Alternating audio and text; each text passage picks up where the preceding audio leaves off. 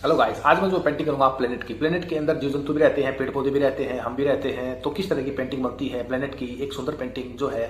चलो स्टार्ट करते हैं painting.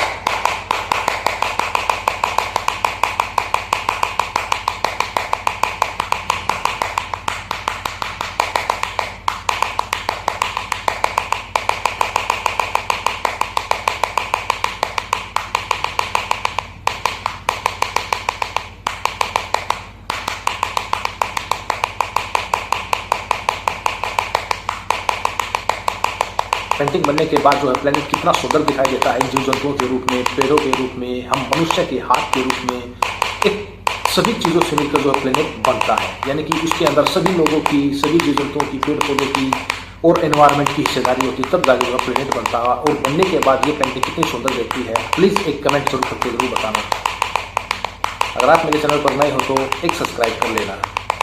Painting complete, please one subscribe.